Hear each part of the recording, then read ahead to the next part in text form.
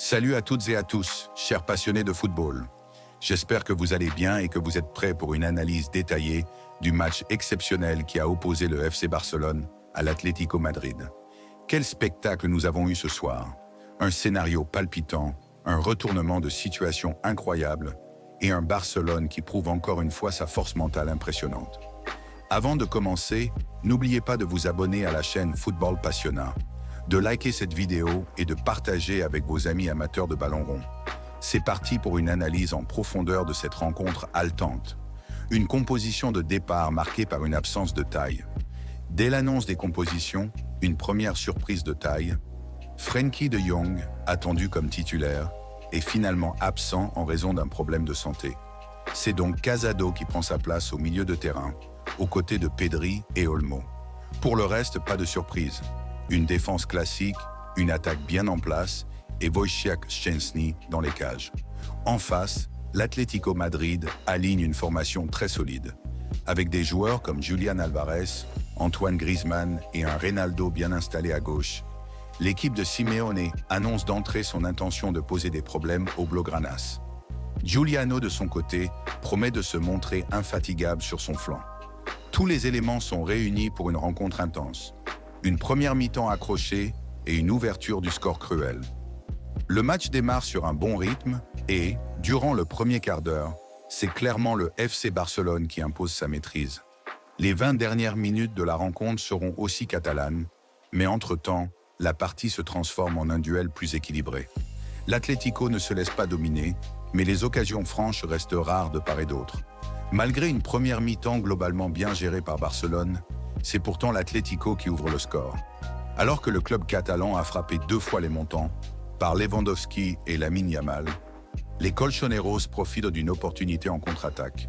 Julián Álvarez marque sur une action initiée par Giuliano et un alignement défensif défaillant d'Inigo Martínez.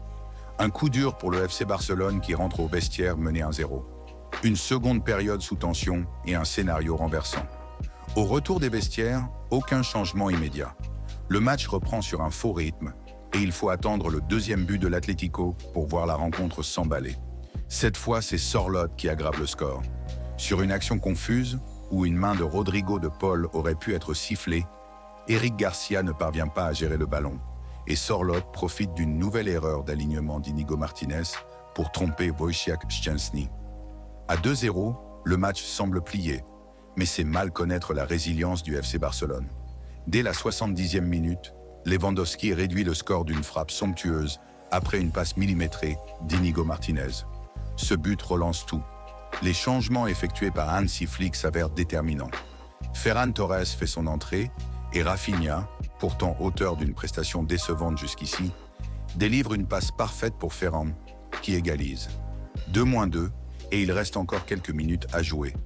Une fin de match démentielle et une victoire mémorable. Les 10 dernières minutes sont un véritable chaos. Chaque équipe peut faire la différence à tout moment. Sorloth manque une occasion en or pour l'Atlético et dans la foulée, Barcelone reprend l'avantage grâce à Lamine Yamal, bien servi dans la surface. Son tir dévié trompe au black. 3-2. Mais ce n'est pas fini. Avant le coup de sifflet final, Ferran Torres, encore lui, scelle le sort du match en inscrivant un doublé. Le FC Barcelone s'impose finalement 4-2, dans un match qui restera gravé comme l'une des rencontres les plus spectaculaires de cette saison de Liga. Une victoire décisive pour le titre. Avec cette victoire, Barcelone conforte sa place de leader devant le Real Madrid et distancie presque définitivement l'Atlético Madrid, qui compte désormais 4 points de retard et un match en moins. Même si la prestation n'était pas parfaite, cette victoire montre encore une fois la force de caractère de cette équipe qui ne lâche jamais rien. Alors, que retenir de cette rencontre? D'abord, la force mentale du FC Barcelone, qui prouve une fois de plus qu'il ne faut jamais l'enterrer trop vite. Ensuite, l'importance des changements tactiques qui ont été décisifs dans le renversement du match.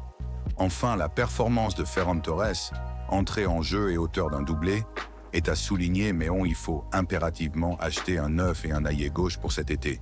Dites-moi en commentaire qui a été selon vous le meilleur joueur du match côté Barcelone. Et bien sûr, avant de nous quitter, pensez à vous abonner à Football Passionnat, à liker et à partager cette vidéo.